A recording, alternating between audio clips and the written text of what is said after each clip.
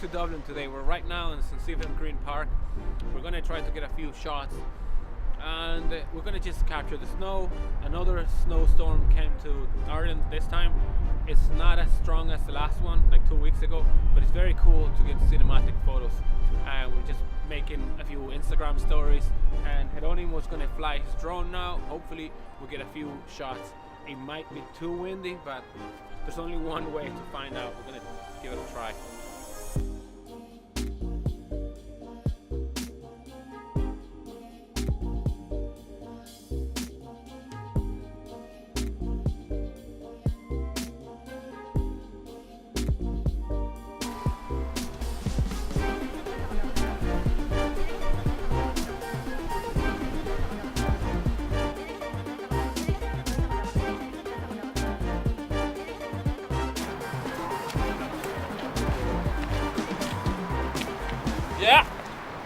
Yeah, I can see you. So yeah, I'm gonna kind of do a small tutorial on how to do Instagram stories the cool way. So basically, I've been shooting with the Ursa sideways, so I can get all the information from the sensor, and the depth of field is there, so you can get very cinematic movement. I'm also recording today at 2K at 120 frames a second. That gives me chance to, because the camera is sideways, that gives me the ability to move very gently, get a few subjects, get it in my frame, and then I can chop the best bits to make my Instagram story. Also, by shooting sideways, I'm using all the sensor information, so I don't have to crop and lose resolution. So the Instagram story or the Instagram vertical video will be very crisp. So let's jump in Premiere Pro. So I actually went ahead and already did my selection, but what you have to do is we'll go create a new sequence. In the last tutorial I did, we spoke about the settings on creating a Instagram ready post, or the sequence setting for creating Instagrams. So I have one for square video, I have one for stories, which is 16:9, square is 1080x1080. I have one for portrait, which is a photography or videos. That's the resolution you would use, 1080 by 1350.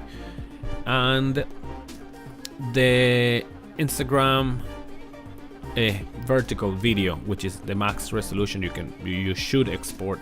There's some people exporting higher resolution, but I have seen that if you put too much resolution and the files are too heavy, Instagram compression will destroy your video and it won't look as crisp as it should.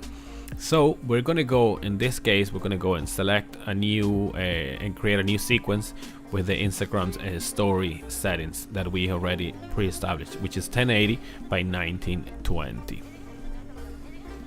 So I'm gonna name this tutorial stories tutorial. Jesus, my spelling is very bad. Tutorial.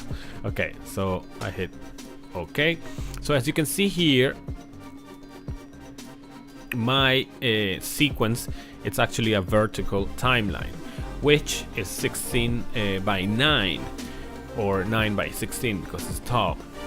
This is the screen resolution of most phones and the resolution that Instagram takes, and this is where you take full advantage of shooting a vertical, which was what I was talking here in the video.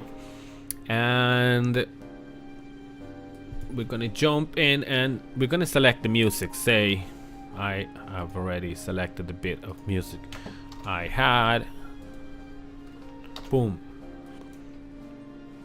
And I'm just gonna go and speed up this process of selecting my clips, because you all know how to do this and you don't want to waste your time looking at me creating all these bits and pieces.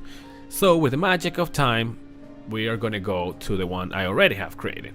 So I'm gonna go and speed up the process of me coloring the sequence.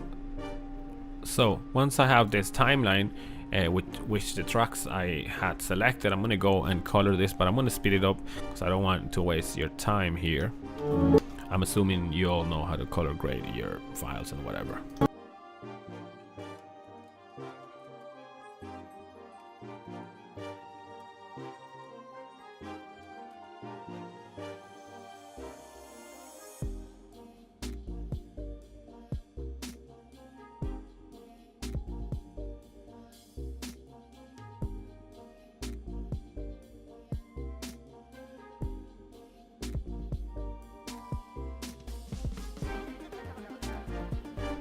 So now that we are ready, making a simple color correction to our file, we're ready to export. We're gonna hit here 1500. We're gonna go to the 15-second mark. Instagram stories have to be 15 seconds in length each clip, so we're gonna export mark out here. We're gonna hit Ctrl M and export stories. We're gonna export it to desktop. We're gonna keep the same name because we already selected the preset that we have created. All our sequence settings should be fine. Important things: render at maximum depth. This is gonna make Instagram make the best looking file possible. Use maximum render quality, also has to be marked. We're gonna put it 2 passes.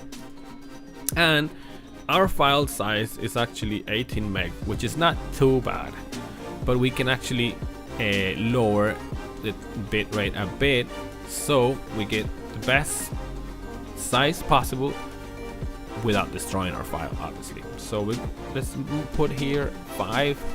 Let's see what is it given. 9 megs. That's exactly. Instagram will love this because it's a very small file and Instagram won't have to compress and re-render and destroy all the beautifulness I have created.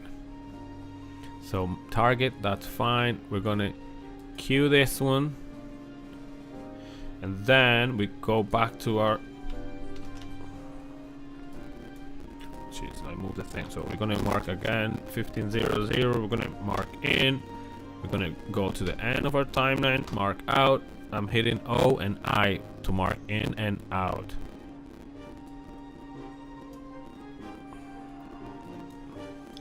There's an extra clip there. Okay.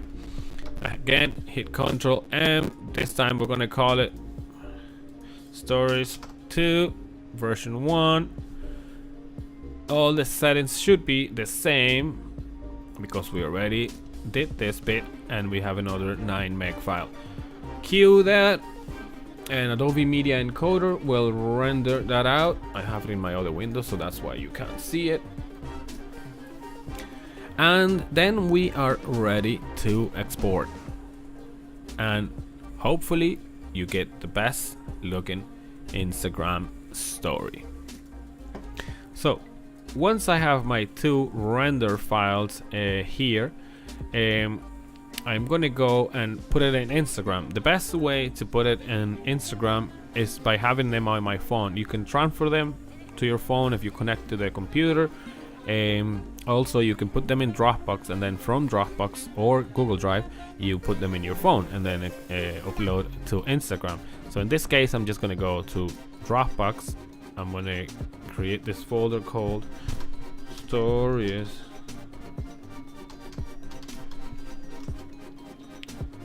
And then I'm gonna select my 2 files, drag and drop, and they should appear on my phone. And then from there, you go as you usually would, upload your story to Instagram and show off your amazingly sharp looking stories. So thanks for watching this video. If you liked it, you know what to do. Hit that like button.